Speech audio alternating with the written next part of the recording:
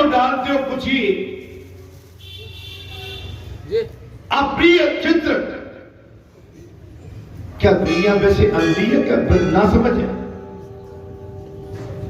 अरे नादानों जो नादानी करके तुम अपनी मूल संस्कृति अटपट जा भी यहाँ से अपनी मूल संस्कृति को भक्ति कर रहे हो,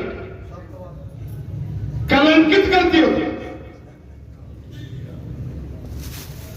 शासन को चाहिए कि ऐसे यूट्यूब पर जो चित्र डालते उनको बैन कर देना चाहिए,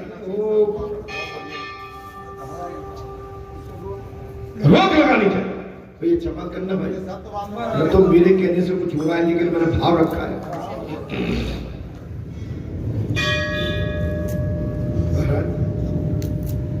इधर यशोदा कोए से बात कर रही थी कि वो रथ आंगन में आ पहुंचा।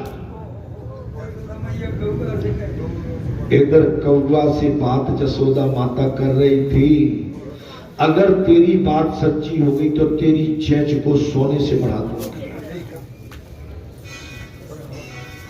इतने में तो रथ आंगन में आ गया। नंद बाबा यशोदा ने माना कि कन्हैया ही आ रहा।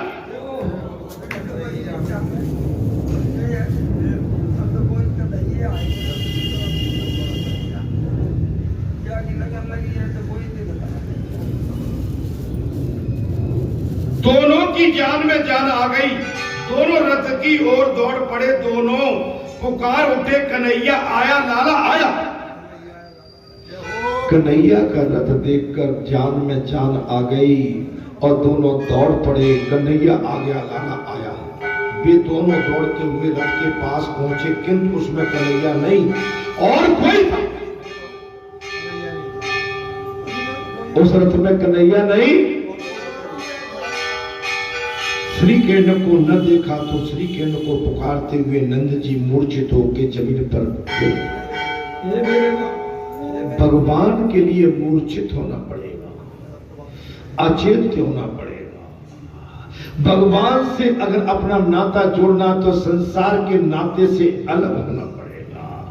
जैसे जैसे आपका संसार से नाता निवृत्त होता चला जाएगा, टूटता चला जाएगा, आप समझ लेना कि आपकी नजदीकियां भगवान की ओर बढ़ती चली जाएगी। सरकार की है।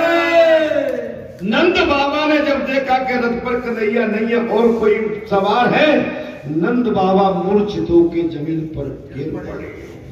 उद्धव जी को तो समझ में आ ही नहीं रहा था, उद्धव जी को तो बात समझ में आ ही नहीं रहा था कि ये लोग श्री कृष्ण का नाम लेकर क्यों रो रहे हैं।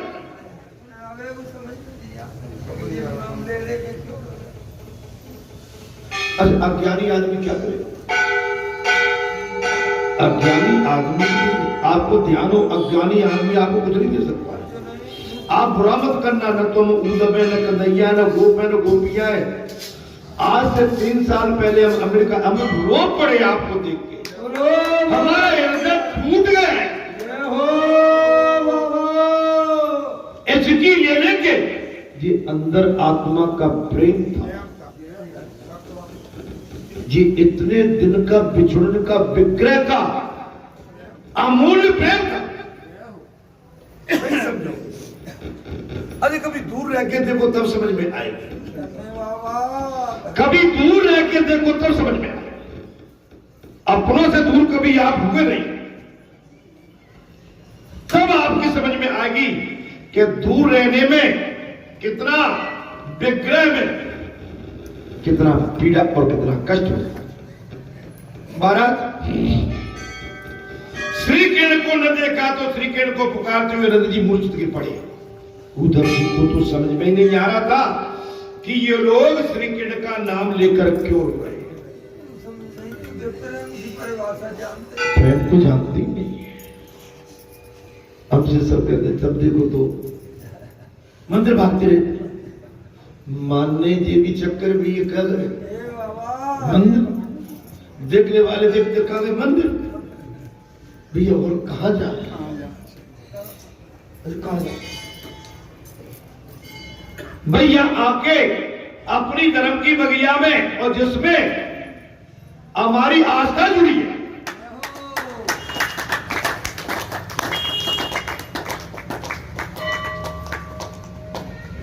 जिसमें हमारा भाव भक्ति विलीन है।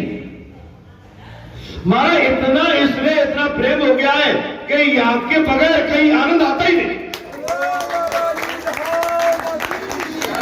पुराने झेलना पड़ते हैं, गए अच्छा घर में रहोगे तो क्या वो लीपा पोती, इधर का इधर, उधर उधर, वो इधर, ये इधर, और आपके मुंह में से भी निकल गई किधर किधर, तो फिर भाई महाराज इधर उधर,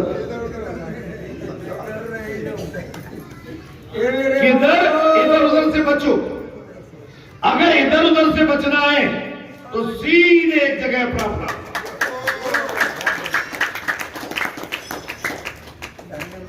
लेकिन भैया कुछ लोगों का मन ही नहीं लगता,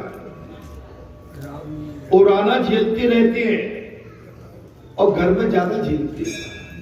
आप लोग भी झेलते होंगे, सब दादू झेलते होंगे मेरे बाबा सबके साथ।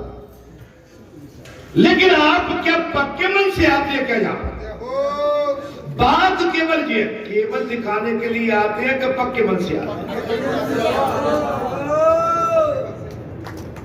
सोच लो भाई, हाथ उठाने से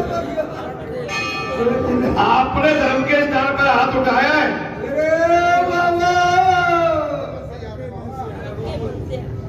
तो बात बन जाएगी। फिर तो ठाकुर के संग सगाई क्या सब हो जाएगी।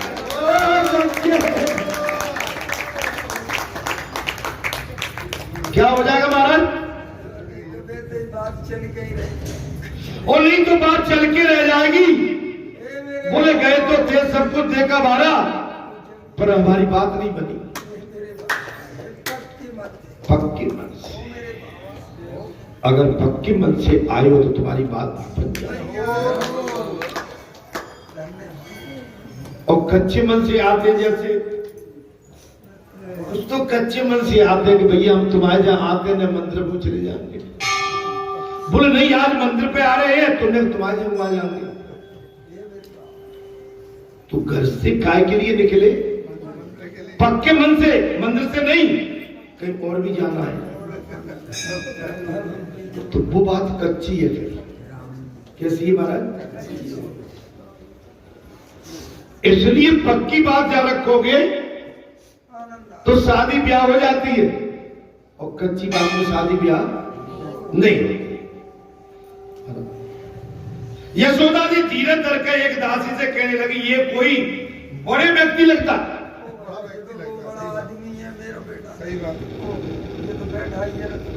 माता यशोदा ने धीरज रखा और रथ पर जिसको बैठा देखा, माता यशोदा ने कहा कि तो कोई बड़ा आदमी, इनका स्वागत करो। जे कोई बड़ा आदमी है, बोले इनका स्वागत करो। उद्धव जी स्नान और भोजन आदि से निवृत्त होकर आराम करने लगे। दासी ने नंद जी से श्री कृष्ण के मित्र के आने का समाचार कहा तो महाराज उनकी मूर्छा दूर हो गई।